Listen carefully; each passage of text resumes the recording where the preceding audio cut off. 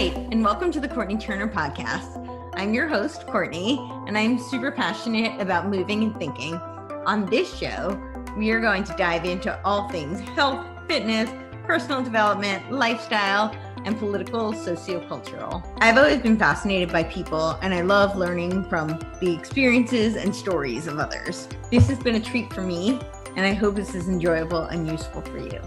As always, if you have any questions, comments, or any way that I can make this a better experience for you, please don't hesitate to reach out. We're kind of on the same page with this. We kind of got off fitness to some degree, but I think it comes back to the sovereignty thing. It's like, where's our sovereignty?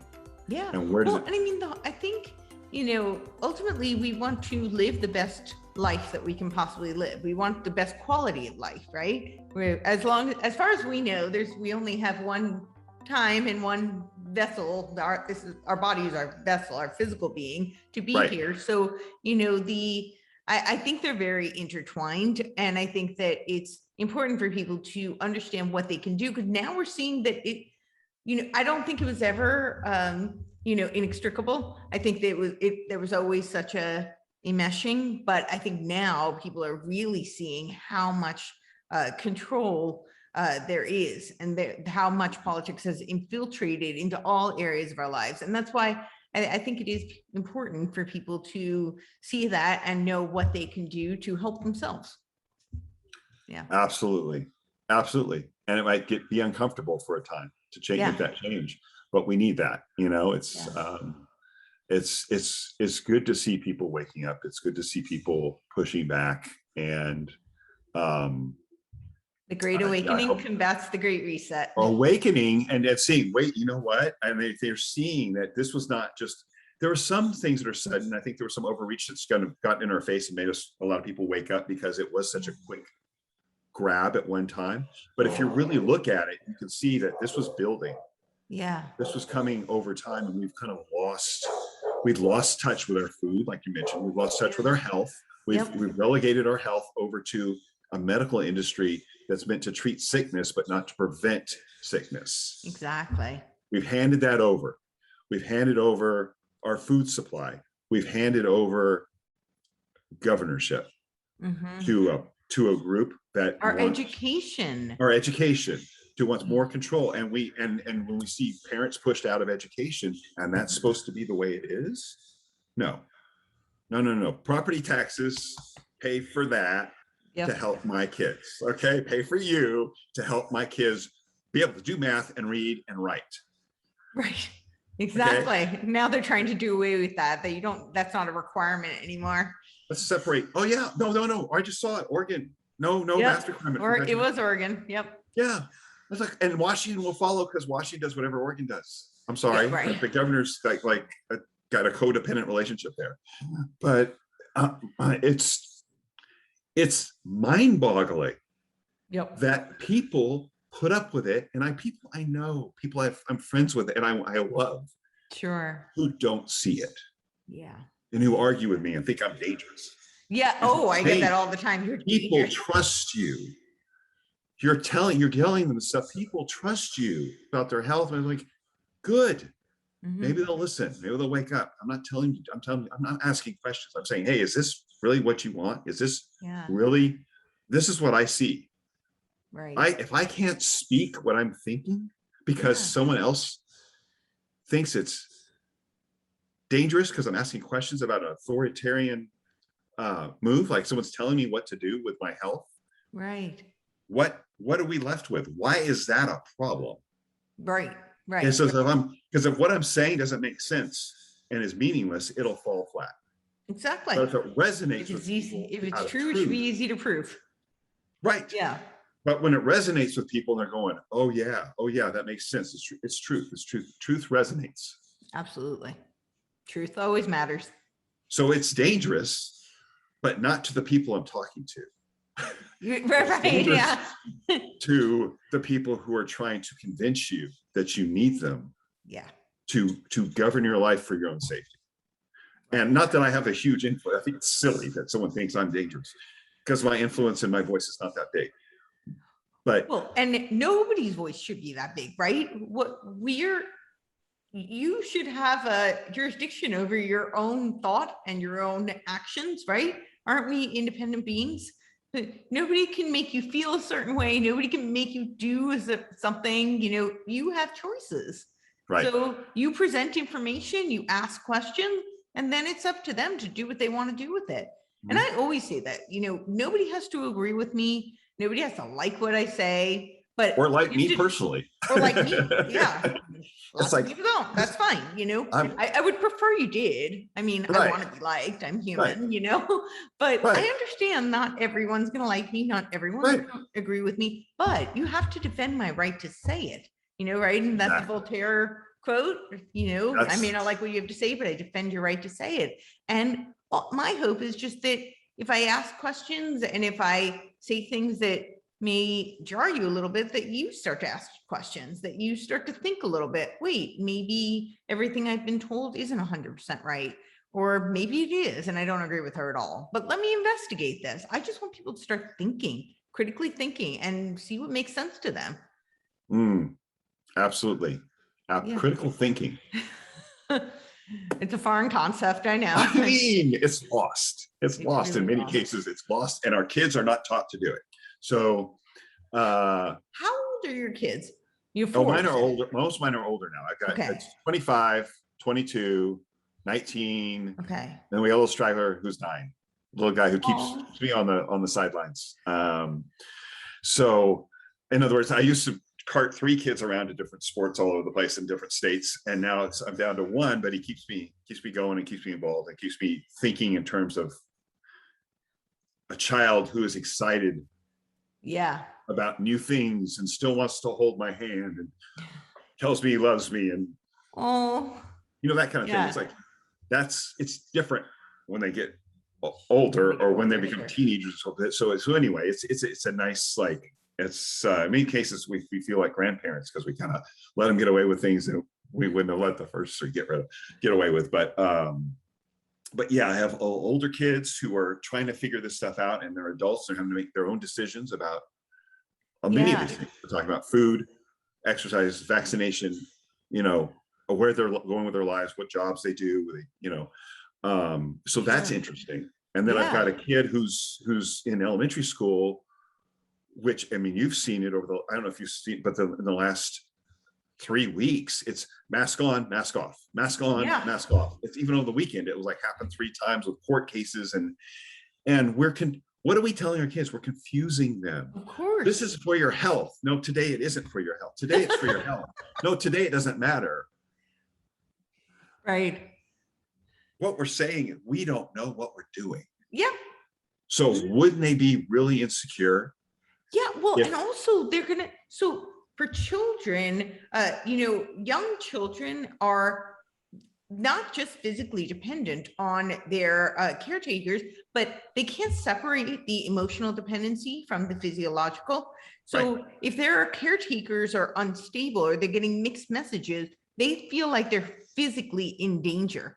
So this is why you can't waver with children, in front of them. You have to give them definitive, because until they're old enough to understand, they feel like they're physically in danger if their caretakers don't know what they're doing. And that's the message that they're getting. They're getting, oh, wait, I'm safe, I'm not safe. And you're telling me. Let me check my email today to see if the school district has told me whether or not you're supposed to wear a mask. Or if I've turned your exemption in because I believe this, but someone else doesn't, and their friends wearing it. And diversity is fine, but mixed messages about their health, and we're waiting to have the school district or whoever tell me whether or not I can help you with your, what's safe or not. Right. I'm sorry, that's not. It's the instability creates, like you just said, it's insecurity. It's very, very dangerous for children, for their development, for their psychological well-being, and for their physiological well-being, because they can't differentiate. They don't know if they're actually physically in danger, because they can't differentiate that emotion. And their parents are stressed out too. So they're feeling that. They're internalizing that. Absolutely. They can see it. And then none of it makes sense too, even when, we know where I was, you would have this, you could, if you walked into the restaurant, you had to wear it. And then as soon as you got to your table, you could take it off. And you know what I used to tell? I was like, I understand now why it's a novel virus. It's because it's the first one that has a GPS in it. It has a GPS. Yeah, it's really smart. It has a GPS. So it knows that I'm now at the chair and I'm about to sit down. And so now it knows it can't attack me. So it's no longer. It's kind of like contagious. a smoking and non-smoking section in a restaurant. Right, which you would the smoke just permeate stays with the smoking section. It doesn't creep over to the non-smoking section ever.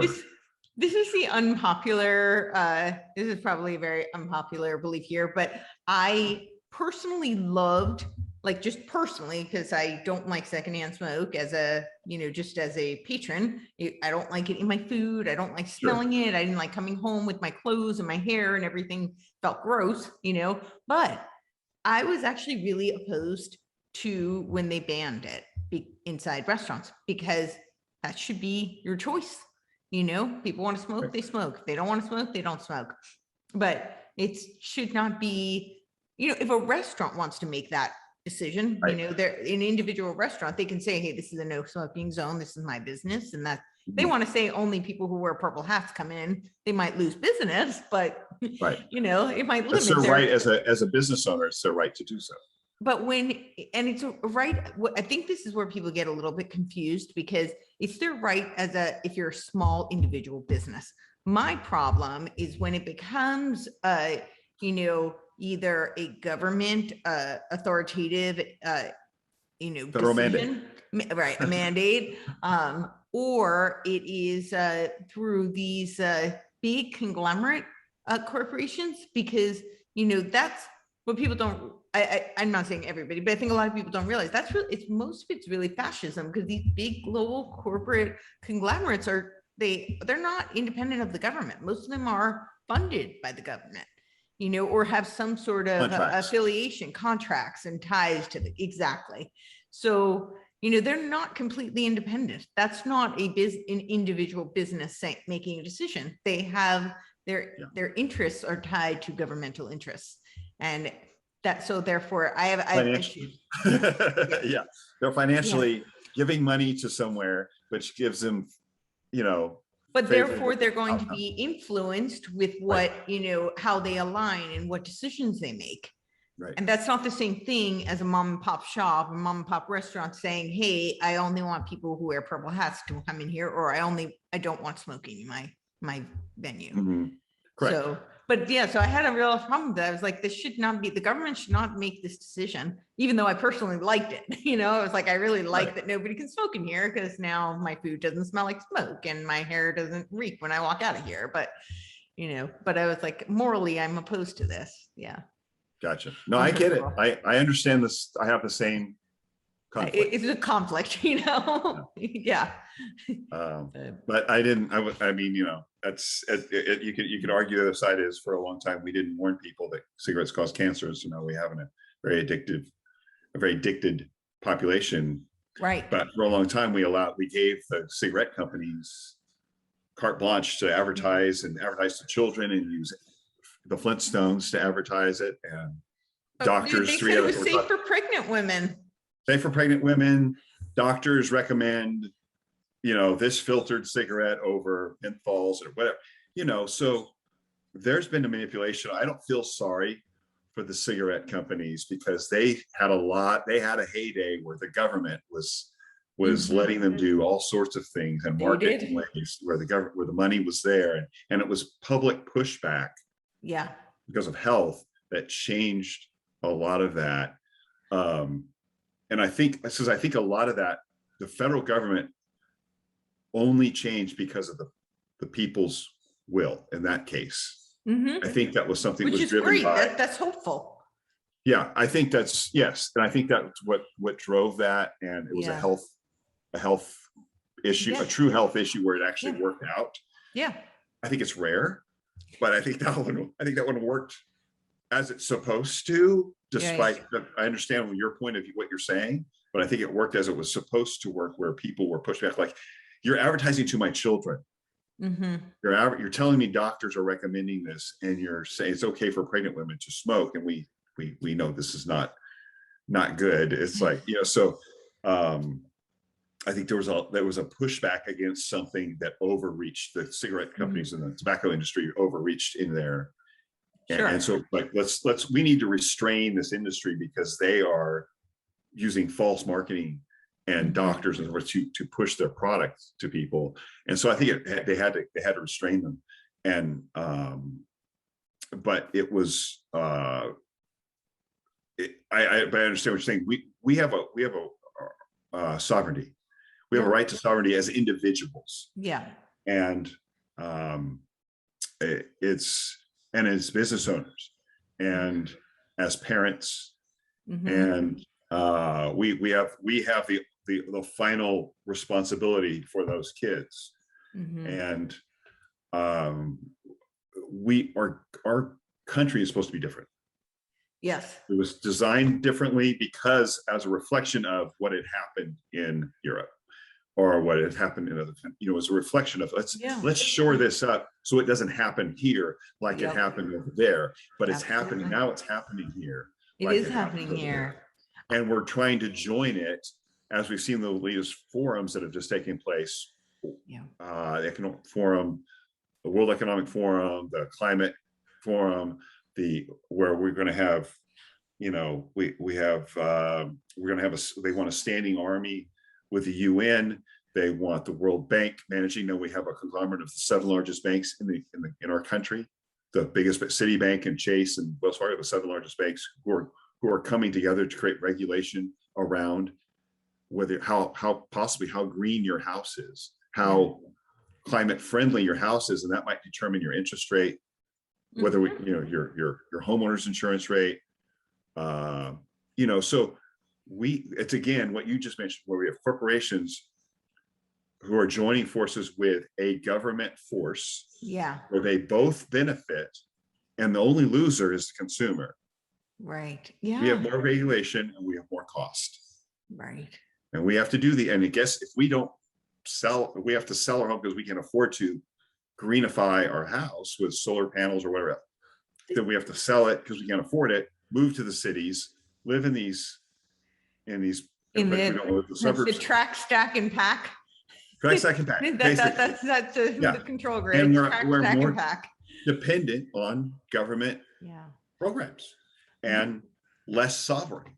The thing about the whole climate crisis that really gets me, the whole attack is on carbon. That's their main. They want to create a carbon credit card. They're gonna regulate your meat consumption, your gas. It's all based on carbon because we have to reduce CO2, which basically means this is the thing about it that really gets me just so incredibly incensed, because I get, the powers that be, they understand this, they know what they're doing, but these, academic scientists, did they miss 5th grade and just jump to PhD?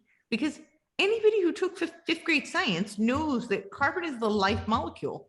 Like it's literally, it's what breeds life. I mean, our planet has increased our, carbon dioxide by 4% over the past, I think it's 10 years. And it's why it's greener. When they were looking to see whether or not there could be life on Mars, they realized that there was actually the atmospheric pressure would be conducive to life if they just had an injection of CO2.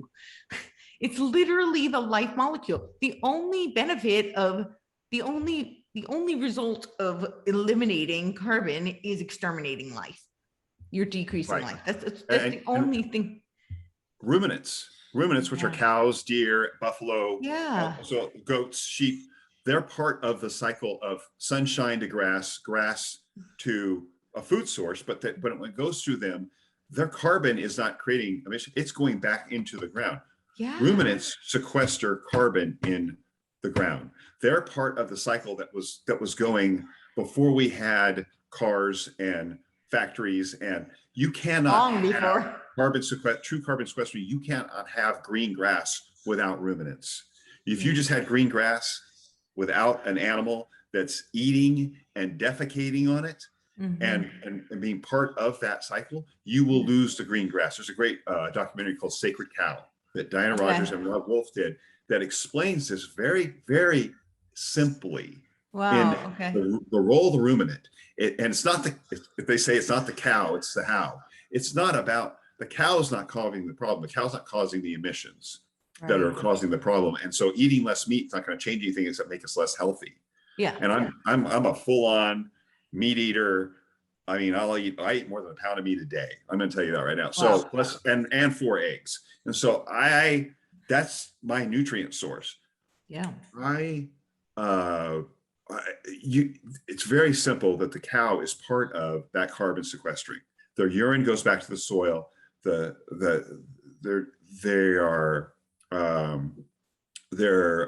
manure is going back to the soil to put nutrients back in the soil, which creates the bacteria, which is part of the keeps the grass growing green. And so you can't just have sun and water and expect that grass to keep going. They're part of the cycle. Right. Animals are part of the ecosystem. Yeah. Yeah. When you start plowing down the ground and remove the animals and create a monocrop, then you have a problem. Then you have soil erosion. Then you have silt running into the rivers like Mississippi and causing the red tide and that dead zone at the mouth of the Mississippi in the Gulf that was at one point the size of New Jersey, where no fish could survive. That's the insecticides, pesticides, and the silt running from this monocropping coming in. So our pollution is caused by us, not by the animals that have been on eating grass and surviving on this planet long before we figured out how to farm it, and long before we figured out how to create a factory or drive a car, or create a combustible engine that creates smog and so forth. So I mean, I'm all for gas and cars and pipelines and our economy. Yeah. Because the humans come first. Right. Okay.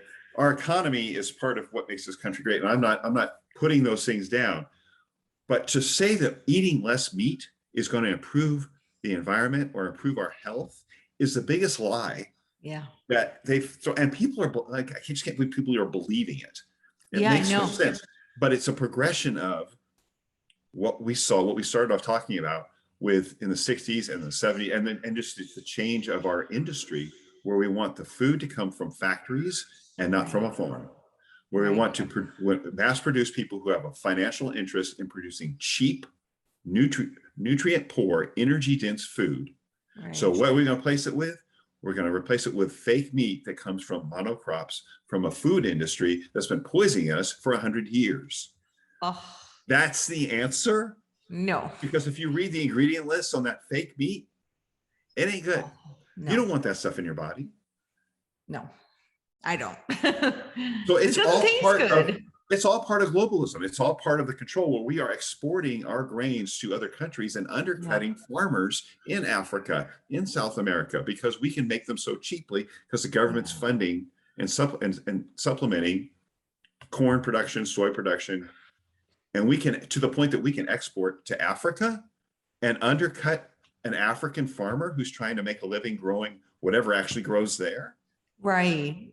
That's what we're doing. That's what our globalism is doing. That's what our food industry is doing, because it's cheap food, and we have so much cheap food we can export it. Yeah. And the government's subsidizing the whole thing. So coming back to the farmer, whole food. Yeah. Take your dollar, vote with your dollars, spend your money on local farmers, on buying whole food, avoiding processed food. You'll be healthier. Your community will thrive better. Yeah. And you will be taking money away from the people who are actually trying to steal your health, your sovereignty, and your finances, really. Control over your life. So I have one question for you about, Sure. local farming. And I think people, because of our industry has become so just mass produced in every capacity, most people were so far removed from what happens to our soil and how that even works. Most people have no clue. So, and because we have such a powerful marketing machine, we now have these terms that are thrown around. And I'd love if you could talk a little bit about, terms like organic and pasture raised, and, what does grass fed actually mean versus like, grass fed, grain finished. And yeah. Wow. Sorry, that was a lot. Well, I'm just thinking of those. There's a lot of those terms, and some are marketing, and some are useful, and some, and organic, I think, is ideal because it's about the pesticides, right? So it has to do with whether pesticides, herbicides are being used, or if it's GMO, you're not going to have organic, right? So if it's been a modified food seed, right? Right. Then that means that Monsanto's got the genetic code patented, and that farmer's paying them for it, the right to use that seed every year instead of reusing his own. And then it's resistant to bugs and so forth. So whatever has happened to that thing to make it resistant to bugs and whatever environmental effects, it's probably having a similar effect in your body. So I mean, it's got to be resistant to, and it's generally turned into processed food anyway. So if you're eating whole food, so many of those, the grains, fruits and veggies, those pesticides and herbicides, I mean, you're better off having a few munchies from the bug, taking a bite of that, than you are having whatever's in that pesticide, herbicide in your system. So that organic is really about how it was raised. The water's got to be clean, that was used to grow it, and you're avoiding the pesticides and herbicides, chemicals basically being in your food. And so that's ideal with produce. Sure. It gets fuzzy with animals. So there's grass-fed terms, right? And there's that grass-fed could still be, maybe it was grain finished. Every cow is grass-fed. Every cow is raised on grass. And then even in a CAFO, like your typical meat in the grocery store, it's going to the feedlot. The lots where they are giving them grain for maybe, could be 3 months, could be 6 months, maybe 12, not much longer. It's the last part of their life to fatten them, put fat in them, to produce them. And so it's not an ideal place. It's not an ideal situation for the cow as far as humanity, being humanely treated. And it's usually not great for the meat either because of the length of time that's being fed that grain. And yet there are still grass-fed farmers who will mix some grain in there to give some flavor and some marbling to the meat. So it's a matter of degrees, I think. I think there's a spectrum there. Right. Where it's not black and white. Like if you get a purely grass-fed cow, it's hard to find.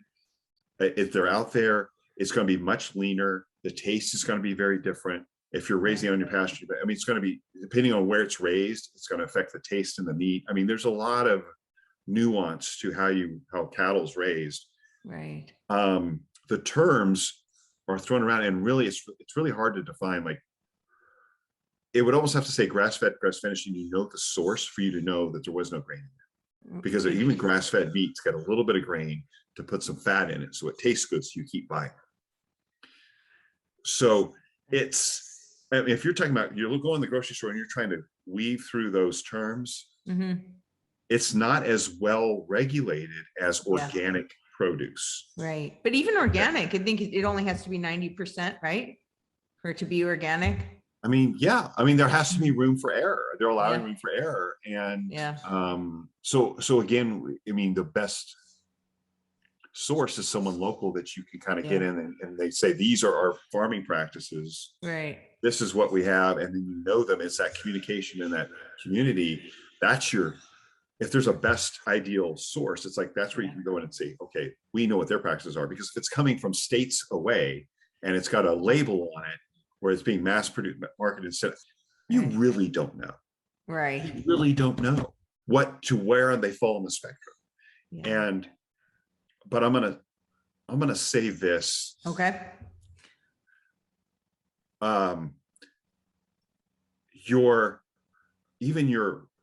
Let's just say Walmart meat, okay, which is probably is coming from a cheapest source possible, probably a CAFO. It's not organic.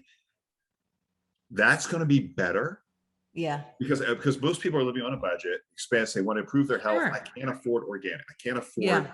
grass fed. I can't afford to get it from a farmer who's charging me because he can't mass produce and lower his costs because he's a one man show or whatever. Yeah. That is better than the processed meat. It's actually cheaper, but it's greater than the processed meat, the processed fake meat. All right. The soy meat or any processed food that you can buy in those middle aisles to fill your belly or to feed your family. Get the Walmart meat before you fill them full of pasta and pour the jarred sauce over it. Get the Walmart meat before you get the soy burgers and soy hot dogs or soy, whatever you want to say, whatever it is, before you get the Impossible burger. Right. Get the real thing, even if it's not perfect. Yeah. Because it's going to be far better for you. It's going to have actual nutrients in it. It's going to be real food your body recognizes and has recognized for generations. Yeah. Millennia that your body's been eating. So I hate to vilify. No, I love the. And you're not asking me to. Yeah.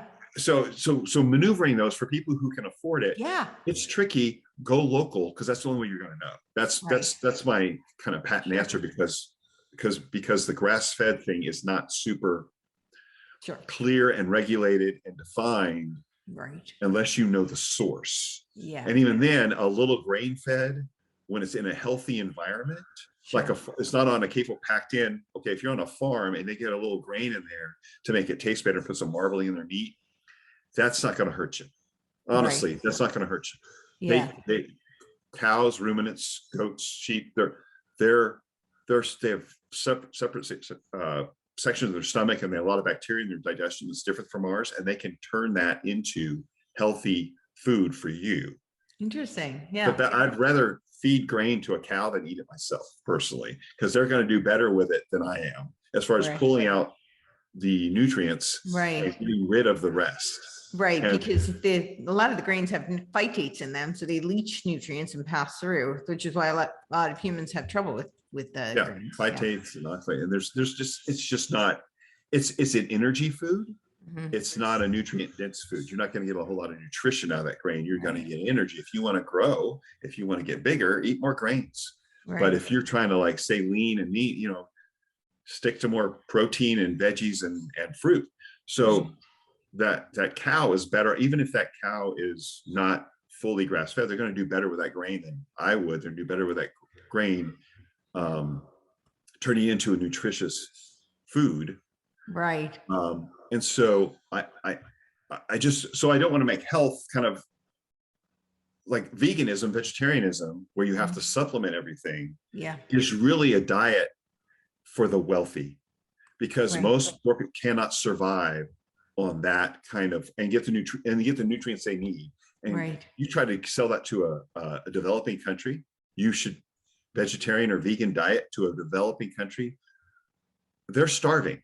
Yeah. They're undernourished as it is. Exactly. They're not going to, they can't afford the supplements that vegetarians and vegans are taking to make that diet work, because they don't get the B vitamins and they're not getting the A, D, and E and they're not getting the zinc and the selenium and all the things you can get from meat and shellfish and so forth. So they have to supplement all that. Right. That's a wealthy person's diet. Yep. I don't want to make low carb, high protein or an animal-based diet, which is what I promote, a wealthy person's diet. Sure. I want it should be accessible, because that's what we have always eaten. Every hunter-gatherer tribe that you look at even currently has eaten it, and that are still currently, that's how they eat. Right. And that's how we have always eaten until the last 100, 150 years. Right. Is an animal-based diet. Yeah. And so that should be accessible even to people who are not making a six-figure income. Yeah. And can afford the best of the best, grass-fed, grass-finished. Yeah, totally. You know what I mean? So that's a verbose explanation, but I hate to I don't want to make it an elite diet. No, make it. I so appreciate that. Not only, and I fully agree with you. Not only do I not want to make it an elite, because it's a war No, I know on the you masses right now. Yeah, that's really what we're up against. But I also think that just in terms of health and fitness, people tend to overcomplicate things so much. So I like people to have information, because I think people should be aware, just to know, because so many people just don't know anything, really. I shouldn't say it like that, but people know a lot less. They're confused because there's so many missed messages coming out. You got the government telling them one thing, you got somebody selling them something else, and then you got some Yahoo like me coming on Instagram or a podcast and, hey, this is what I do, and I'm some oddball that's like in Tennessee and sounds completely opposite of what the government and their doctors tell them. Exactly. And so, don't go to your doctor for nutrition. I'm sorry. Your doctor doesn't know anything unless he spent time after med school to figure it out. And that's usually because he got so sick, he got tired of being sick and changed his diet. Yeah. And so, but they get 3 hours of nutrition in med school. They're taught how to treat disease, not prevent it. Yes. And so don't go to your doctor for nutrition. He's going to say, oh, let's just try the Mediterranean diet, which is this really broad, undefined term that was sold to doctors in a marketing, with let's take them to Spain and feed them olive oil and let them sit in the sun on the beach, and this is the Mediterranean diet. And they sent them back, and that's what started the Mediterranean diet. And funny. So it was a marketing campaign by olive oil producers. And I'm not saying anything against olive oil. That's exactly what it was.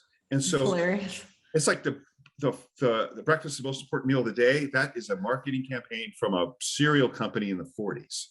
So that there's no truth in it. No.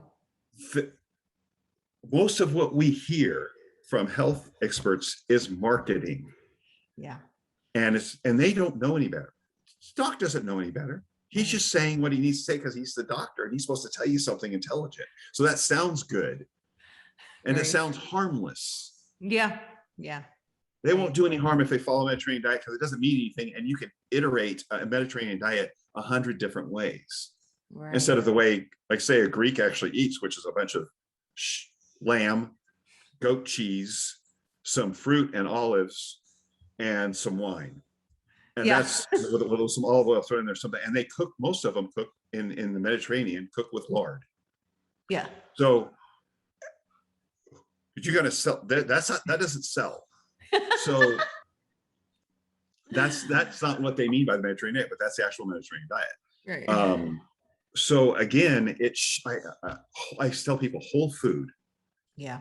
Whole food because of meat, eggs, some dairy if you tolerate it, fruits and veggies if you tolerate it, because some people don't digest veggies too well, or raw veggies. So go with fermented veggies, ferment the food. That's the way we always, traditional diets were fermented plants. We fermented the plants. We made kimchi in Asia, fermented all over Africa, Middle East, American Indians, Native American Indians, South America, they fermented the plants to make them more palatable. Even Australia, the Aboriginals there fermented a lot of their plants to make them digestible. They always had animals as part of their diet. They foraged eggs. They ate organ meats. They ate nose to tail. They didn't just eat the meat, and they boiled the bones to make bone broth, and the joints and the cartilage to make bone broth for nourishment for the collagen that everybody's chasing in some new brand that's coming out or whatever. Makes this collagen. Just get some pig knuckles or chicken feet, put them in a pot and boil them, and you got bone broth right there. So our diet should be simple. It should be whole food based, very little processed food. That should be an exception. And if you afford the sources buy the sources that you can afford. Yep. And try to make it broad, but that mix of how much meat you eat versus how much fruit you eat, veggies, that's part of your journey. You got to figure out that's part of what works for you. Yeah. But all of these components are what humans have eaten since as long as humans have been on Earth. Right. And it's meat, and it's some mixture of animals and eggs and plants. It's some mixture of that. And it varied depending on the environment and the people and what they found worked for them. And that is your journey. Right. in your health journey, figure out your mix of that and what works for you in your lifestyle and your schedule and your income. How can you take those components and make it work for your health? Yeah. But I can tell you, if it comes in a box, bag, or a bottle, it's not part of that mix. And so you should limit those as Yeah. part of those are splurges. Those are not regulars. Do not go to, I know they're convenience items in many cases. Be very careful, be very wary of anything that comes packaged that way. That's more than a one ingredient food. One ingredient, one banana, one piece of beef, one tomato, Right. whatever, one sweet potato, that's ideal. Right. Yeah. If it's got a list of ingredients and it's wrapped in a bag and it's got a label on it, I don't care if there's a sunshine on there telling you it's heart healthy, they're lying to you. Yeah. They paid for the heart healthy label. They pay the American Heart Association to put a heart healthy label on their cereal, $15,000 a tag. They get a special discount if they have more than 10 items or so, give or take 7 or 10 items, they get a discount on that tag. Now that has you don't see so much of that anymore, but through the 90s and 2000s, we saw that heart healthy label. They paid for that. Right. That didn't pass a test. They just sent them money. So if you haven't figured out, our food industry has been taken over by people who are profit driven, not health driven. Yeah. So that's a long-winded answer. It's not even answering the question you asked me, because the grass-fed is fuzzy. Grass-fed, grass-finished, that's fuzzy. It's not super regulated. Organic produce is ideal, but whatever you do, pick the produce that you can get, wash it well if you need to, pick the whole food, the meat, the eggs, the cheese, whatever it is you can get. Those are your targets, whatever you can afford. Yeah. And avoid the stuff that's packaged and processed as much as possible, because that's what's killing you. That's what's leading to disease. That's what's created heart disease when we didn't have it 200 years ago. Yeah. To the level that we have now, it was almost unheard of. So, well, now they're saying, passionate rant. Sorry. Yeah, no, I love it. But now they're telling us that heart attacks are normal and they're actually healthy. It's like cardiovascular exercise. It's really good for you. I missed that headline. Yeah, that's what they're saying now. They're normalizing heart attacks. Who put their name on that? What idiot put his name on that information? I've seen several of them actually, and the newer ones are saying that the children who are, I think we talked about this already, the children who are being born with heart attacks because of climate crisis, but they are also trying to say that heart attacks are very normal, and they are, we're seeing lots of them, and it's a totally normal thing, and that it's actually healthy because it's like cardiovascular exercise. I can't remember, but I've seen a couple of them. I've definitely. So if it puts you in the cath lab and you're in the hospital for 2 weeks, and they got to do. It's like running on the treadmill, I'm kidding, but that's what they're saying. They're saying it's like a normal, healthy thing, because we are seeing such a rise of it, which I think is really, really devastating, because no, it's not normal. It is not healthy. It's the number one leading cause of death. Killer of men. It's the number one killer of humans, heart disease. Yes. And it's the cost of heart disease is hundreds of millions a year. Diabetes, hundreds of millions a year. It is it keeps our medical industry afloat and in the black for sure, financially, but it makes a lot of money. Yeah. But that's the most amazing propaganda information I've ever heard. I'm gonna have to Google that as soon as we get done here. I've got to see that. Yeah. If you run past it again, send it to me, because I could do a month's worth of posts about that. That is insane. It's insane. We will all get heart disease if we live long enough. At some point, no matter how healthy you are, at some point plaque gets in your arteries, and if you live to be 120, you're going to have some level of plaque in your arteries, and heart disease the whole intent is to delay it as long as possible I would hope. with your lifestyle. So you're not getting it at 50 or Yeah. 60, you're getting it, in your 90s or 100, then you got to deal with it then. But there's nothing healthy about a heart attack, obviously, because that's a blood clot in your arteries or in your heart, impairing blood flow and oxygen and all the wonderful things that keep us alive and functioning and thinking. Yeah. So that's the most amazing load of information I've heard. That's amazing. So is that, do you think that's as a result of the myocarditis and pericarditis that we're seeing? Yes, as that's a side what effect of, I think it's a result of. I think it's an attempt to normalize that because it's so rampant. We're seeing so much of it. And now that they're pushing, the injections on the younger children, we'll probably see more of it. So I think they're trying to normalize it to prepare people. That's my theory. Prepare people for their heart attack.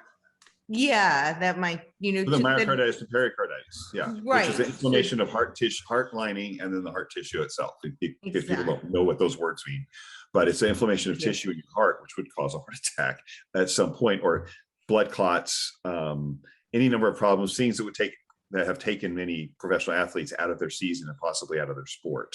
Which we've seen a lot of recently, a lot of very elite athletes and professional athletes who are in the, peak.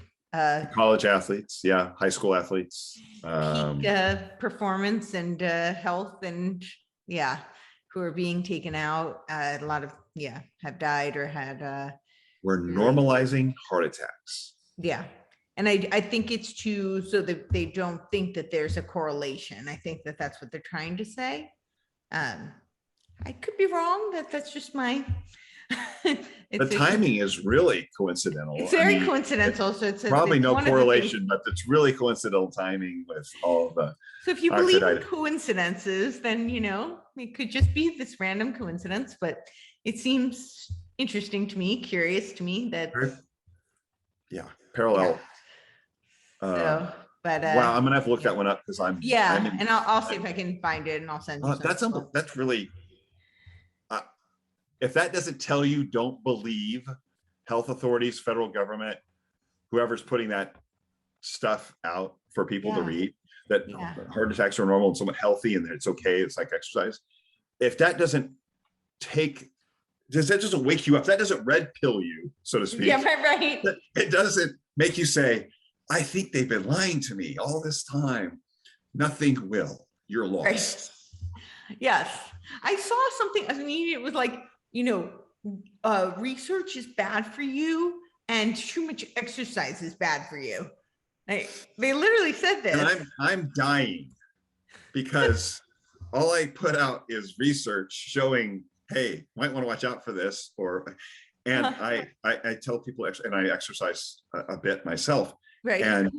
And you help other people exercise as well. I do it every day. So I'm killing people and I'm getting paid to do it. You're being paid to kill people. You are a horrible, horrible person. Yes. I'm kidding. But No, I know. It's just mind boggling that people are buying it and people haven't woken up. And I early on, I get it. There's uncertainty. Now it's become so absurd that if it's evident, if you're just paying attention, if you're looking, if you're thinking, if you're critically thinking, it should be so evident to you. This is about control and overreach and growing a federal government big enough to make decisions for you and to take away your ability to make those decisions for yourself. And to sell you lies to convince you that as your life starts going downhill because of their decisions, everything's okay and it's normal. And it's actually, you're better off that way. Right. That's what they're saying. You'll own nothing and be happy. Yes. Just be content, put on Netflix, order Uber Eats and pour yourself another drink. You'll be fine. And when we tell you to go back to work, hey, come in, plug in, do what you got to do. It's all going to be okay. We'll take care of you. Take care of you. What do you recommend for people who are, because I think when people are first getting a sense that things aren't quite right. And they want to, start doing some research and investigation and figure out how they can make changes. What do you recommend for them? Oh my gosh. What direction to go in to start looking for that information? I mean, yeah. And how do you recommend that people go about it?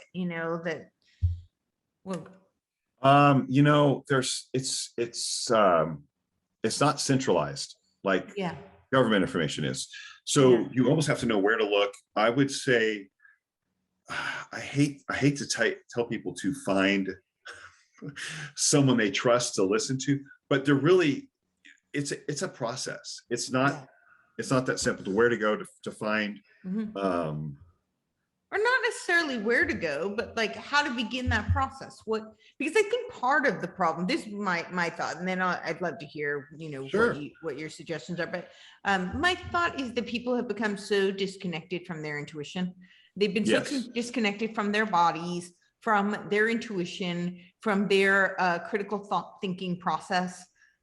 So they don't even know where to begin, so that's why they're so susceptible to these mainstream narratives and to these mass marketing, because they've become disconnected. And so I'm curious. So I think a lot of times there's times though where, because I think we are seeing a great awakening, which will hopefully combat the Great Reset. But I think because a lot of people are slowly starting to, or hopefully not that slowly, I shouldn't say slowly, but I think we are seeing people really start to wake up. But I think that when they start to wake up, they get a little overwhelmed because they start to realize everything they've been told, it's been a lot of lies, The big fat lie.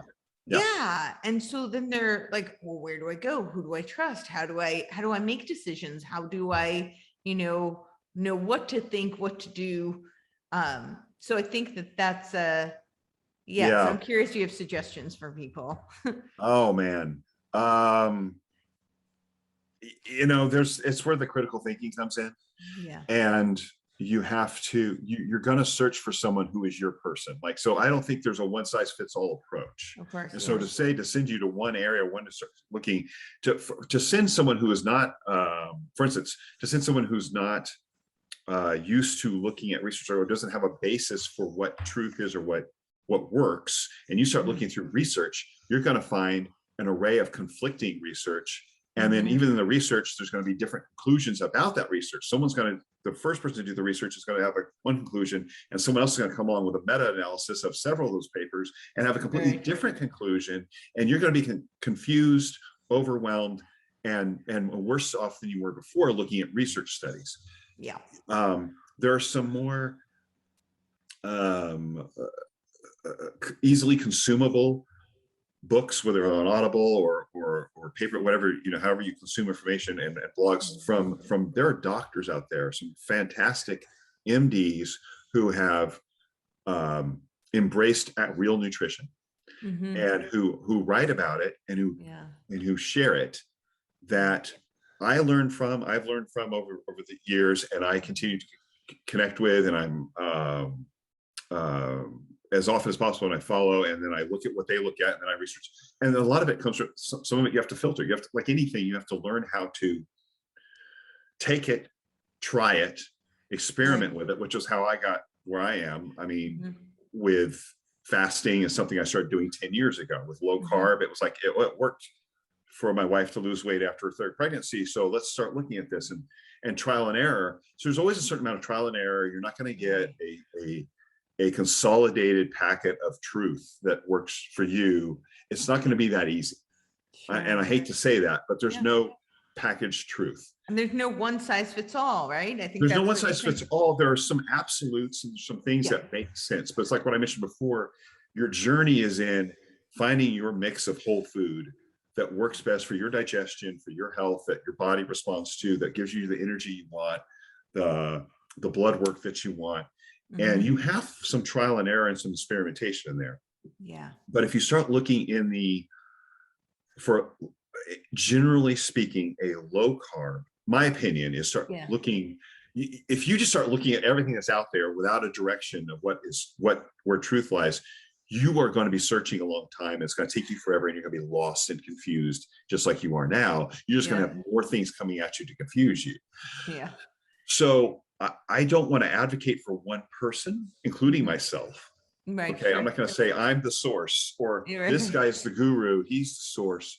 Yeah. But if you realize that what you've been doing and is not working, and that the information you're getting from the government is not, the food guide pyramid or the plate and the USDA, and that's not working, then you need to go to the other side of the spectrum. Yeah. And the other side of the spectrum is a whole food, low carb, away from what we've been talking about, no processed food, because that's advocating for processed food. The other side, whole food approach, where you're eating more like a human. And so you start looking for people who talk about how humans have eaten prior to 1900. Right. And that would be, most of them are in the low carb community. You might see some of them under the thing of keto or carnivore, or animal based has become very, where there's animal in there, there's fruit in there, there's some room for honey, there's room for nuance. And they're allowing room for nuance. They're not saying this is my way, this is the diet, this is the only one you have to eat. No, there's always nuance for each person. And the person you're listening to better allow for that, or they're selling you something. If they don't allow for nuance between human, to some degree, there's absolute truths that this is better for you than processed food. And there's things to watch out for, but there's always nuance in someone who look for character in that person. Look for someone who actually sounds like they care about you and they walk it out. When your doctor says, follow the Mediterranean diet, and he is 100 pounds overweight or 50 pounds overweight, looks like he's got hypertension and is probably on a few medications himself, he's not your best person to listen to. Or your nurse practitioner, or you have an overweight nutrition or trainer who is not just carrying a little extra, but they're literally overweight and not healthy. Right. There's a difference between not being like, the ideal aesthetic and being like unhealthy. Yeah. Right. Being obese, carrying weight, trunk, central obesity, all this, Don't go near those people. Look for someone who's practicing what they preach. They have good results from it. I'm not saying because they're the most followed by any stretch, or they have the most people following them. That is not an indicator. You're going to have to use some of your judgment and look at a person who has, and look in that area of low carb, animal based, find what works for you.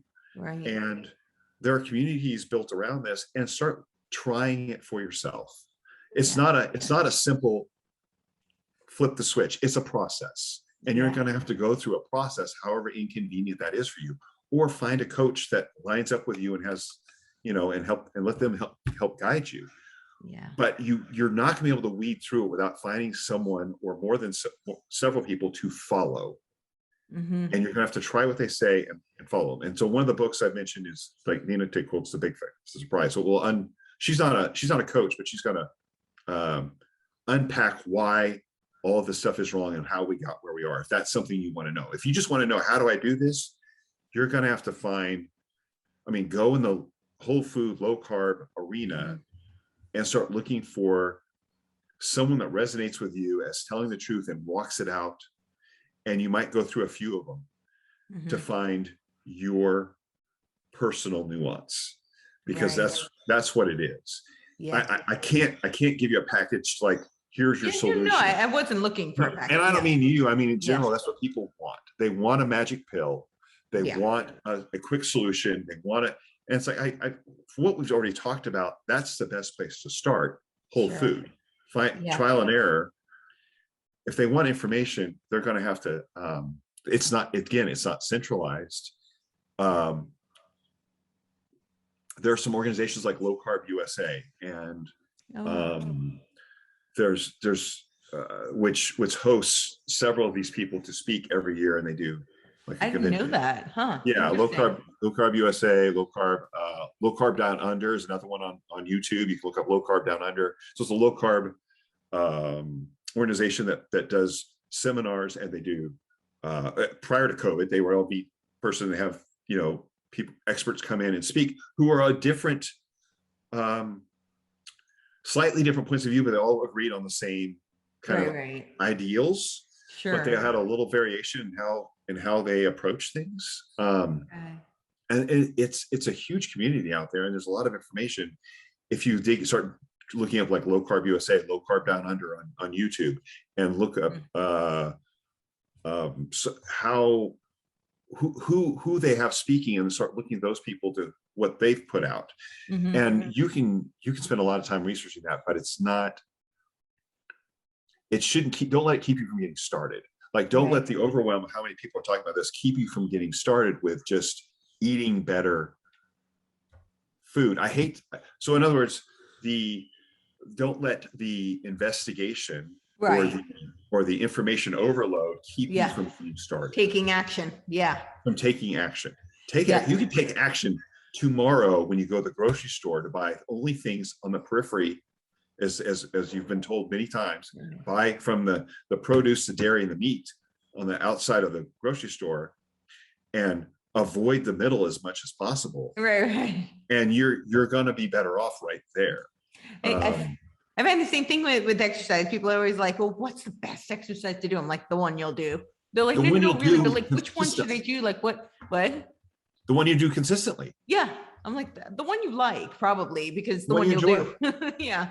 Yeah, absolutely. Yeah. I mean, there's things that are like, this may work, but you want people to just start, and then they find and then they can dig deeper. Then they can start tweaking and improving and making changes. But if someone's just getting started, just start. It's a journey. It is your journey that you own, and it's your responsibility. Your sovereignty is your responsibility. Your health journey, your health sovereignty is yours to own, and it's on you, and you can't blame anybody else for it. We can say that they're bad, they're wrong, they give you mixed messages, but at the end of the day, at the end of your life, it's right here. Yeah, I love that. Yeah, which is so empowering, right? How empowering is that? It should be. It feels like overwhelm at first, but it's really empowering, because you're in charge of your health, and you can prevent having to rely on. You can find your guru, you can find your coaches, you can find the people you trust and who walk the walk, and you definitely should listen. And then eventually, though, you're going to have to experiment and figure out what works for you. But you shouldn't rely on the system. You should not rely on the medical system for your health. They're there for an emergency. They're there for when something goes wrong. Yes, exactly. Like you were saying before about how doctors are trained to treat disease, and a lot of people get this this notion that I'm anti-allopathic medicine, which I'm not at all. Anybody who knows my personal story would know, obviously, I'm very grateful to allopathic medicine. I probably would not be here in the capacity that I am if it were not for allopathic medicine. But I think that we should do our best to,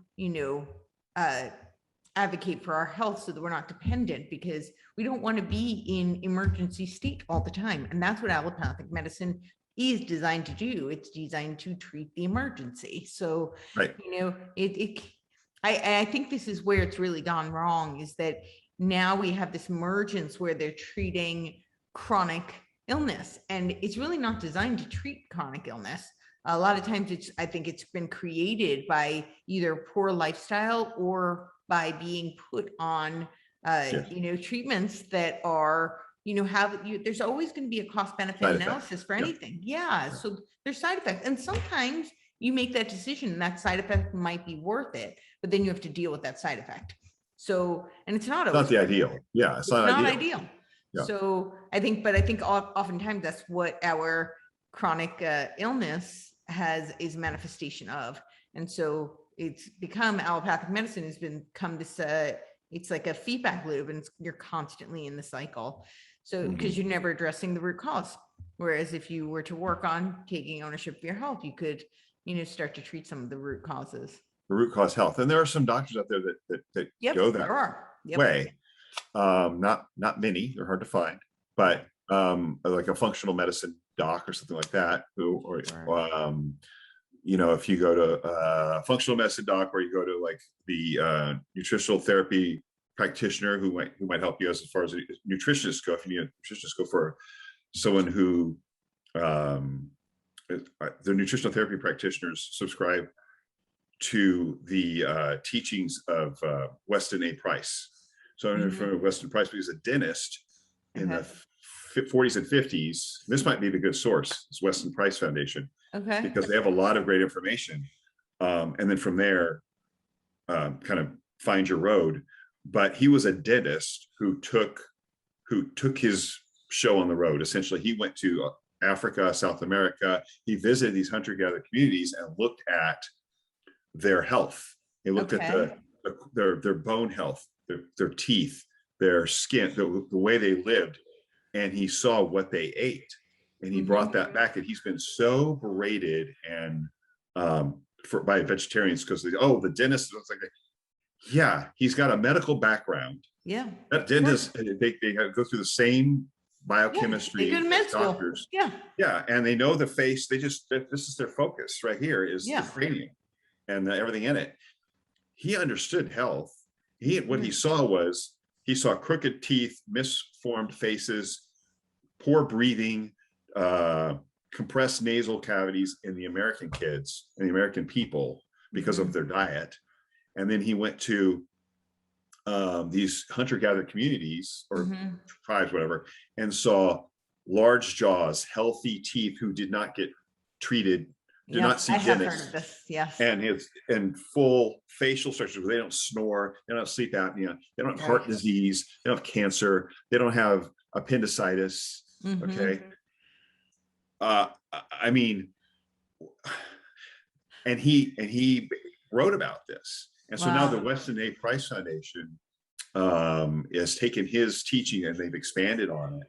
And there are some nutritional practitioners who subscribe to that teaching. They're called nutritional therapy practitioners, the NTA, I believe, association.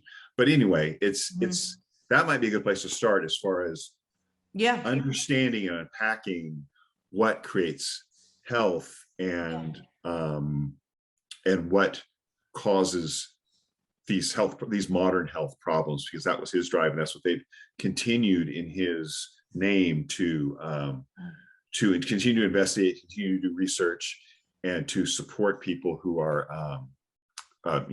writing books about this and talking about this in the public, or trying to get the word out. So the Weston A. Price Foundation would probably be the best as far as a website or a source to go to start your journey on it, because there's just so much there to consume.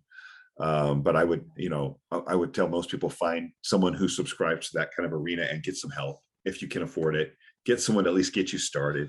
You know, like if it's a month, or if it's a week, or if it's something just to like help you get something that fits in your schedule. Here's your eating schedule. Here's your goals. Here's where you want to get to. Start here, get to here over a process of weeks, and that'll take, and just follow this and make it fit with your lifestyle, your work schedule, your budget. Those are things. It has to work to be sustainable, because as we mentioned early on, it has to, it has to be consistent. It has to be sustainable. It's just not a 6-week purge and then you go back to what you're eating before, or a 6-month or a 1 year. This is a lifestyle. And so your lifestyle is going to change, and it's going to evolve. It's going to improve over time as you get to know your body again, as you become more in touch with it, as your hormones become balanced, and you get more intuitive, where you eat the things and you get used to. It's like, when I eat that, I feel bloated. Maybe I won't eat that anymore. When I eat this, it gives me a headache. Oh, I don't need to eat that anymore. Someone who lives with you, or someone you know at the gym, may not have that problem. Right. So that's where you find you've got to walk it out. You've got to walk it out. You look for information, you walk it out. But if you start looking, you'll find it. But you've got to walk it out. And it's and listen to your body. And once you get those hormones balanced, it's not about the gym body. It's not about the abs and the bikini and the looking good in your jeans.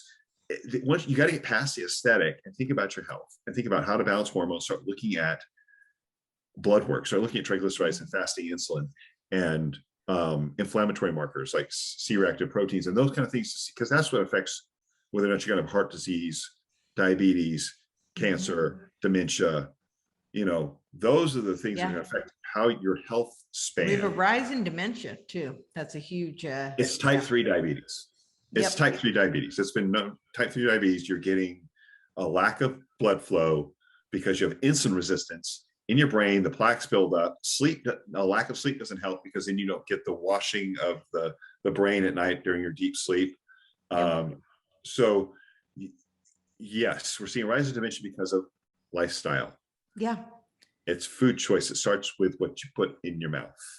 And that's the other thing you were talking about. You keep saying balance out hormones. And I think this is something that is so important just to, clarify for people, because a lot of people will blame their results on their hormones when it's really the other way around for most people. Not to say that, people don't have tendencies and, genetic predisposition, but a lot of times it's the lifestyles that are creating the hormone imbalance, it's not the other way around. Oh, absolutely. I mean, and hormones, there's metabolic hormones and there's sex hormones. So the metabolic hormones are like insulin, cortisol. Those things affect blood sugar, leptin, ghrelin. These stimulate hunger, cravings. You start eating enough protein and you stop eating 8 times a day, your cravings will diminish over 2 or 3 weeks. I mean, you start eating 2 or 3 meals a day of a balanced meal of whole food. You will lose that habit. You won't be so hungry. You won't have cravings. Once you lower insulin, things like PCOS are driven by insulin. PCOS is driven 100% by insulin. That's the cornerstone of PCOS is insulin resistance. Yeah. It's insulin resistance. And so, high sugar and insulin resistance is going to diminish testosterone. Having extra fat on your body is going to convert testosterone to estrogen. Estrogen is like, it's an aromatase. Not to get too down the biochemical pathway, but overweight men are going to have lower testosterone levels. Right. And that nobody wants lower testosterone levels.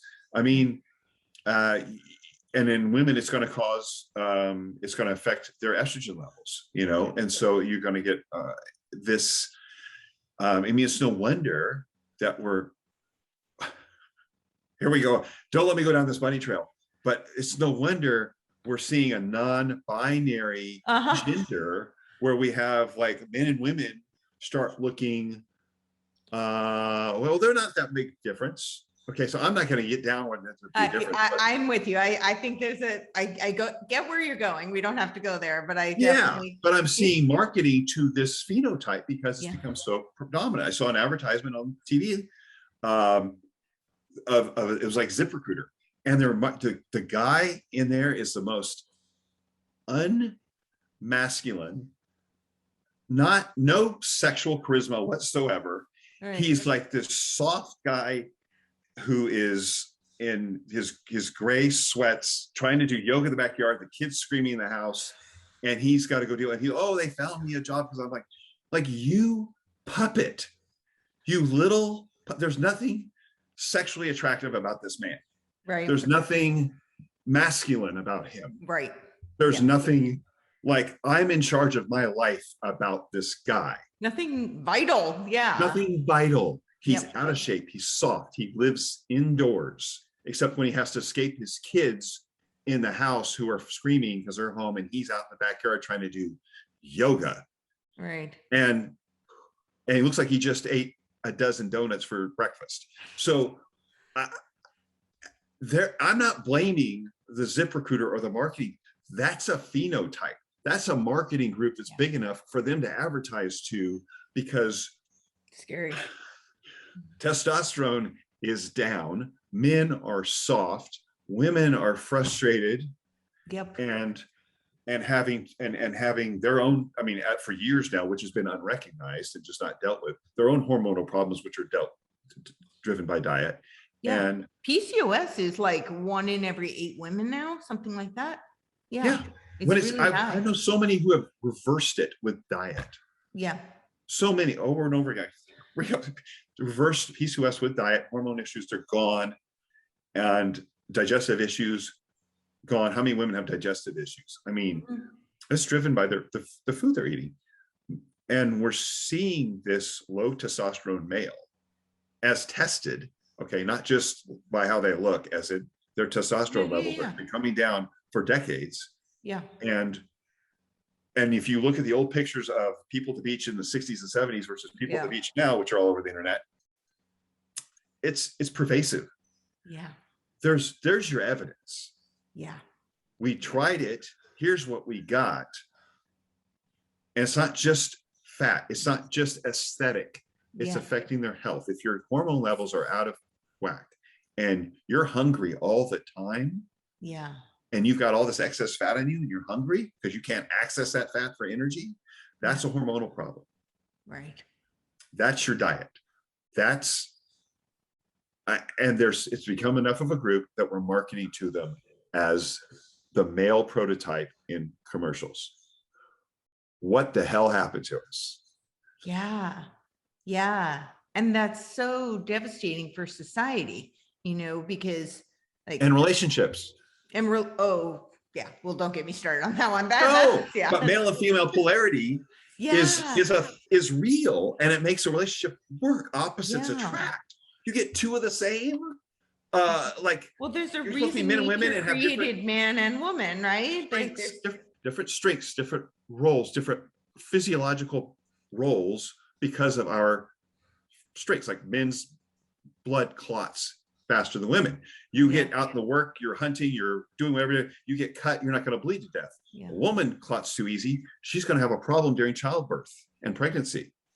So there's a reason why men don't get pregnant. I don't care what they try to tell you. I know. They're trying to tell them that. Yeah. Men don't chest feed. Sorry. No, it's not a thing. No. So there's rules, there's a reason, and that makes a relationship functional. It makes it work. It makes us attracted to each other. Exactly. And it makes us interact in ways that are a lot more fun. And so this has all been an attack on that. The whole narrative has been such an attack on relationships, on family, on masculinity, as well as true feminine power. True feminine a woman working in femininity. Not that we don't have a bit of that. Like a man should be able to be sensitive and creative and work with a feminine sense. And it's not that women have no strength or and women play sports and excel at things. And if there's a pest in their yard, they can tell their kids what they try to tell you though. Like the majority of men are always going to be stronger than women. In fact, there was a statistic years ago where it was like the average male sprinter was still faster than the at the time #1 female Olympic sprinter in the world. That's physiology. Yes, that's just physiology. Our nervous system can recruit more muscle fibers, greater percentage of muscle fibers in a single burst than women can by like 5%, and that's all it takes. So there's more power. Men have more power, outbursts of power. Women have better endurance. So estrogen actually gives women quicker recovery and more endurance. So you see women in group fitness because they're more social than we are, and they're doing more long-term, less rest between sets, or less rest they're more endurance driven physiologically because of estrogen and the fact that their muscles don't put out as much power at one explosion as men do, but they need less rest between bouts of exercise and days of exercise, whereas men are much more of explosive. Our muscles are made for more explosive movements, more powerful movements, more strength, but we don't quite have the endurance. We need a little more recovery between each one. That's just physiological. That's estrogen and testosterone, motor unit recruitment. That's basic physiology. Right. When we're denying that, I've even had doctors saying, "Oh, I know girls that can kick your ass," kind of stuff. And it's like, no. I have a client who was a tennis athlete in. He was an athlete. He played tennis in college. He had a tennis scholarship in college. He and his buddy would go to Palm Springs in off season in the summers to practice with his pairing practice partner was Martina Navratilova. Okay.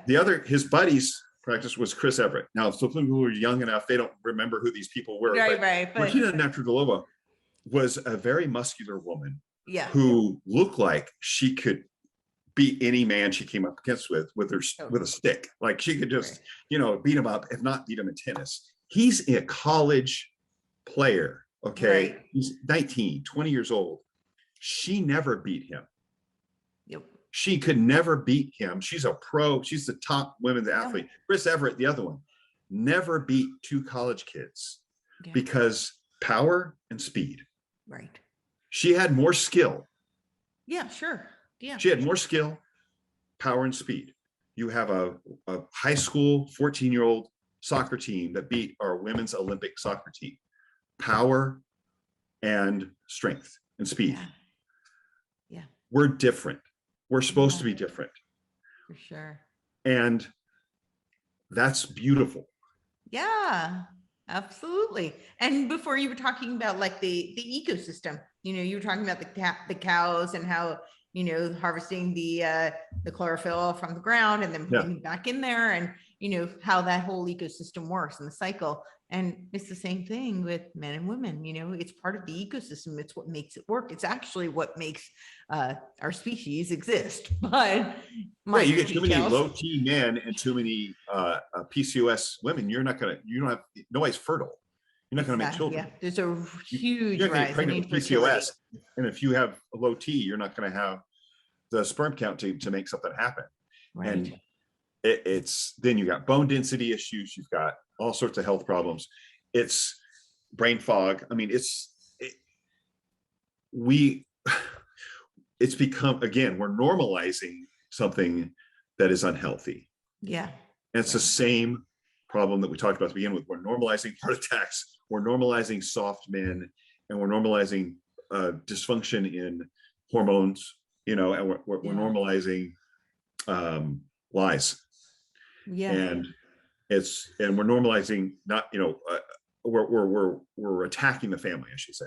We're attacking family, and that's and the polarity between men and women that makes the family work. It makes the family unit. Yeah. And I do think the emasculating of men is, I think there are many reasons, but I do think it's one to destroy the family. I also think that an emasculated society is a weak society, and it's easy to usurp control over. So usurp and sell to, basically. Yeah. Women are much more susceptible to marketing. Yeah, we've been emasculating men in movies and TV since the 80s, really, and not the 70s, if not the 70s, but at least definitely since the 80s, very, very strongly, and in the culturally, you know what I mean? I would actually argue the 20s really started it with the. Yeah. Okay, I haven't watched movies from back then yet, so I'm not. But you're probably not a little too smooth and suave and too like not as, because not everybody's going to be Rambo, right?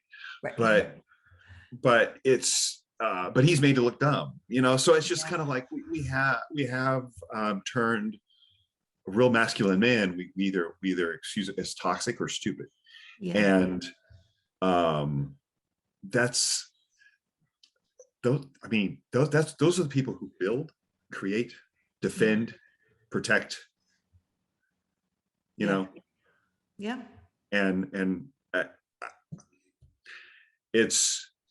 it's hard because I see young men confused and lost.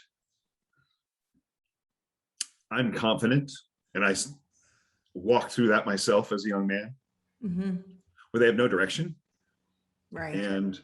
Or little direction, and they're not sure of themselves. And and a woman who can look at that and just see it like that. They feel it. They're like that guy. And I'm not to be critical of them, but they haven't been nurtured. Yeah. They haven't been fathered, they haven't been nurtured to be men, to be after something, to be like my hunger, hunt, feast, like in the hunt, to be in the hunt, to be after something, to be going out, to have direction, to have focus, whatever that is for that time, whether it's for a year or 5 years or 20 years, not that you know what you're going to do with your life for the next 30 years, right? But you need direction. You need to be in the hunt. You need to be focused. You need to be a man. Right. Yeah. That's not toxic. No. Building, creating, defending, protecting. Nothing toxic about that. Yeah, exactly. That's not overpowering. That's not dominating. That's not intimidating. That's having direction. Yeah. And women need that. Well, we need men to be strong, to Yes. protect, to hunt, to defend, to create. We need them You to won't do all of trust it. them if they don't do that. You will not trust a man with your Exactly. relationship, with your emotions, with your life, with your children, if Mhm. you don't see that in him intrinsically, whether you acknowledge it or not. Yeah, You inside somewhere, you won't trust him. right. And so that's where we have, again, a problem with family unit, or just making them, or where people are just living alone because Yeah. they're not seeing a reason to desire that. They're not seeing, they've lost faith, women who have lost faith in finding a man Yeah. who they can trust that way. Yeah. So true. And men who are lost and have no idea how to be attractive, because when they see one, make their main thing now that woman. Yeah. Instead of their main thing is being what they're supposed to be about in the hunt, in the direction, and what their purpose for their life. And as soon as you turn your purpose from where your purpose is to needing that woman, she's like, whoa. Like, yeah. No, I don't want to be, I'm out. I don't want you to be needy. You're not female. You don't need to be needy to me. Exactly. I want you to be confident going in a direction. So I trust you to exactly to trust you, not to make me your, be connected, be yes. solid, be monogamous, be, trustworthy. Yeah. But we want to be desired, but not needed by a needy man. Right. Not having to be a mother Right. to their man. Yes. They want to trust it so that he is solid and you can do this together. That but he's going to protect and provide, and yeah, he's got to have a role. He's got to have a direction. He's got to focus. If he doesn't, he have confidence. Otherwise, he's needy. You can be a man and be like, honey, I need some affirmation. I need help with this. Can you walk me through this? Hey, I'm having a rough day. Humans have needs, but you don't live there. Yeah. You, as a man, you can't live there. But that's what we're getting. We're getting a bunch of soft, and I'm not being critical of them. It's what has been created culturally. Yeah. And unfortunately, it's being fed to them as well. When we have soy, the term soy boy is there for a reason. We're losing men, and women are having to come out of balance as well to offset that. Yep. And so we're I confused. so agree with that. Yeah. So Yeah, not to really quite a diverse place from fitness, but we have to look at ourselves holistically. Yeah. And if you don't have direction, if you don't have confidence, if you don't understand who you're supposed to be and what, then who cares if you got abs and, or you look good in your bikini or your jeans? The aesthetic is lost because how many guys have you met? They look good from a distance. You start talking to them, you're like, completely turned off. Yeah. Completely turned off. Yeah. This guy. And I've had the opposite too, where he wasn't necessarily like my physical ideal. And I was like, wow, after getting to know him, like he's pretty sexy. Substance. Yeah, exactly. It's here and here is substance. And that's got to be part of your health. That has to be, it's your mental health, your emotional health. It's got to be part of your health. You need to think about that. If you have trauma that's keeping you from being confident, or you have something happened to you in your life, that whether it's parents or a relationship or something, we all have trauma. As we talked about before with addictions, we have addictions because we have trauma and we have pain. Deal with the trauma and pain. That's going to hold you back. It's not a quick fix, but you've got to address it so that you feel like you can face the world and do what you're meant to do here. Fulfill your purpose. Your health is about your purpose, right? I don't live to work out. I don't want to be 12 hours in a gym. That doesn't fulfill me. That doesn't, working out for myself. I work with people, but I don't, take all the focus on my health. I do that for a purpose, and that's to make my life more purposeful, so that I can be on this planet longer with more energy to do what I'm meant to do. Yeah, exactly. It's not about being a gym rat. It's not about being it's not health for the sake of health. Yeah. It's all, you should look at your life as like, I've got a purpose. I've got, whether it's with a family or a career or whatever you have an ideal that you want to promote Yeah. or run your business or whatever it is. Yep. You've got to have the energy and the health to do that long term. And that's, your health should facilitate that. Yes. And that part of that is your emotional health, your mental health, deal with your trauma, because those addictions will kill you physically. Yep. Whether it's alcohol, food, any number of them, Mm-hmm. it's gonna hurt your health, For sure. or you're gonna self-sabotage, you're gonna self-destruct, or it's gonna hurt your relationships, Yeah. which is also gonna hurt your health. Because what do you do when you get a divorce or when you lose a relationship? You're back to your addictions. Yeah. Right. So it's holistic. Yeah. And again, we're off the beaten path a bit, but I think it's all under attack. I think it's all because of a control, a source that wants to control that, a source that wants to tell you what's right for you and take that control away. And that is the opposite of health. Yeah. That is not sovereignty. That is not health sovereignty. Health sovereignty is owning this physically, emotionally, mentally. You own spiritually. it. Spiritually, that's the best word. Spiritually, you take not emotionally, but spiritually, you take ownership of it. You take responsibility for it. You take sovereignty for it, and you develop and you deal with the problems. You lose weight. You improve your hormonal health. You have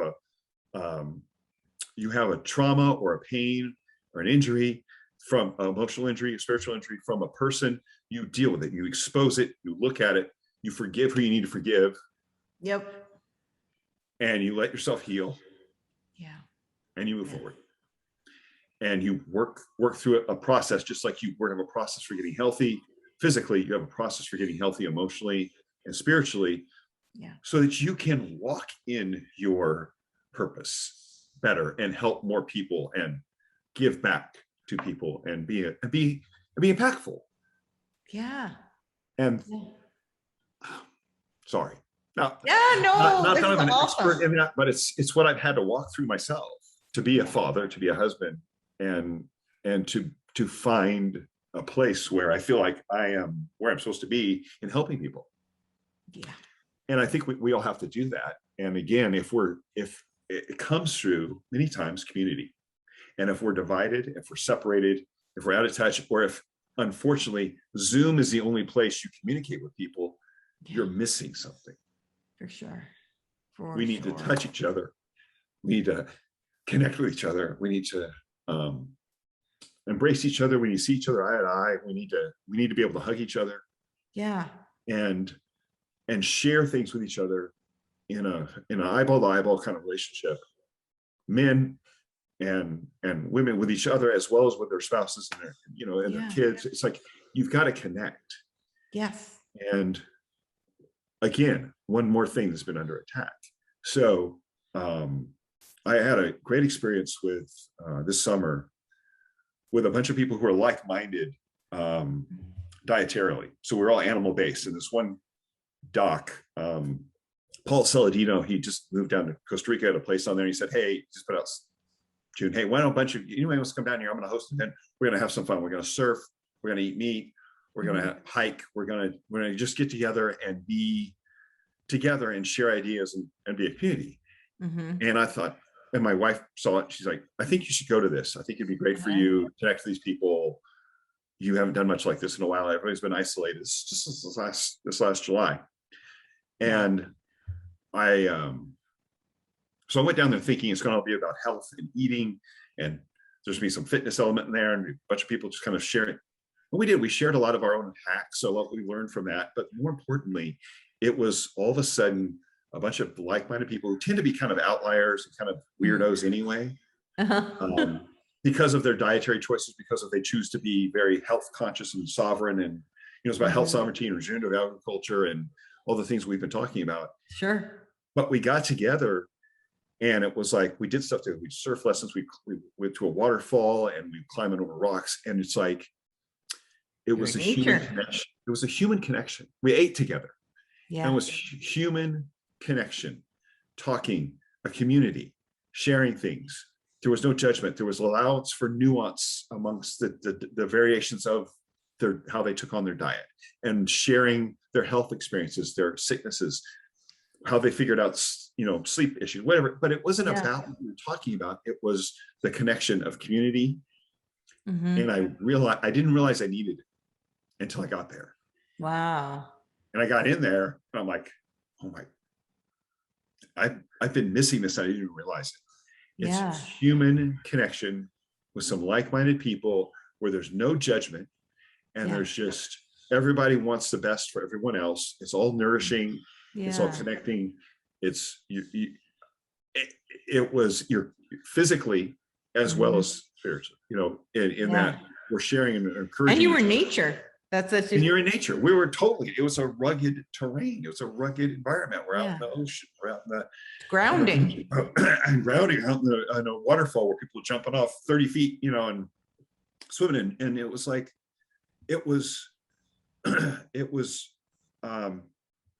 it changed something in me where I was very kind of self-focused and very, driven, like looking at what do I want to do this, and in my own way, but I didn't realize I was missing the human connection because everything was through Zoom or Instagram or online with all these connections. And I got there with them, and there were 95 people there. Oh, wow. From Europe, some from South America, one from Australia, one from South Africa, a couple from South Africa, most of them from the US. Okay. Came together and ate together, hiked together, swam together, shared their experiences, and it was community. Wow. And it was connection. That's beautiful. It was unexpected, and yet showed me a need that I'd been ignoring and been kind of just hadn't been paying attention to.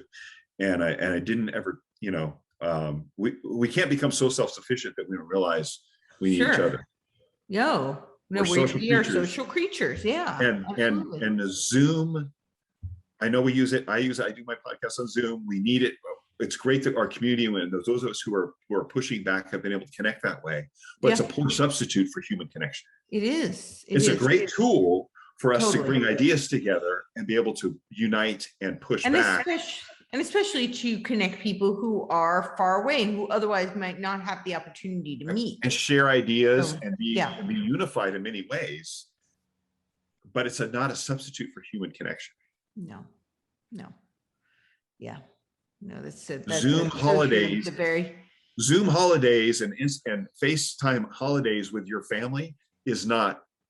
That's not a real holiday. That is not connection. Yeah. That's what you do when you can, but you got to make time for, make time. I have to make time for community and human connection. Right. And where I'm eyeball to eyeball, hand to hand, hug to hug, embracing someone. And that's real. So real. And so apropos with all the holidays coming up. I think that's a really important message for everyone. Well, this has been amazing. We will definitely do this again. I'm sorry, I'm so verbose. Several more hours. You definitely triggered areas I'm passionate about. So that's good you did your job. Yeah. But my job. I'm a bit verbose with it and a little carried away sometimes, passionate about it, but it's just good to express it. Again, on this, I don't get to be on this end of the podcast so often. I'm usually in your asking questions, and so it's like I've had this stuff probably bottled up a little bit, and until I need to, you uncorked me. Well, thank you for trusting me and allowing me to be the conduit to uncork you. Awesome. I appreciate it. No, that's an honor. So thank you. Yeah. Absolutely. Well, thank you for your patience with me talking on and on, but I can't wait to share this. Yeah, likewise. And we'll reconvene for sure. because I think there's so many more things I'd like to ask you about that we can go down little cool rabbit holes. So yeah, which is my favorite thing. I always say, just hand me a bag of carrots and I'll go down the rabbit hole. So there we go. That's my thing. So I appreciate it. I enjoy it, but definitely tell people where they can find you. And, if you have any closing remarks you want to, So I have a website, but it's not very useful. You can find my other, my social media connections there at zanegriggs.com. I don't have a lot going on there. I'm not really good with websites. I'm much more active on Instagram at Zane Griggs Fitness. And you can find Zane Griggs on Facebook. I do have a YouTube channel where I post my podcast as well. And a few other videos, but it's just, if you put in Zane Griggs, search in YouTube, I'll come up. You'll see me. And then my podcast is Hunger Hunt Feast, which is on Apple, Apple, Spotify, and most of the other basic podcast apps. So if you want to hear me be a little more long-winded, like you did tonight, that's one place to find it, and I post those to YouTube as well, most of them. But yeah, so Instagram at Zane Griggs Fitness, YouTube Zane Griggs, and then Hunger Hunt Feast is my podcast, and those are my 3 outlets that I juggle. So awesome. All right. Well, I will post all the links for it. Thank you so much. This was awesome. Like really, really fun. Thank you. No, it was fun for me too. It was great to have someone who's so like-minded to connect and just to stimulate the conversation with. It's fantastic. So you definitely asked me some tough stuff that made me think as well. So I appreciate you having me on, Courtney. Thank you. Thank you so much. Well, we'll do it again. Absolutely.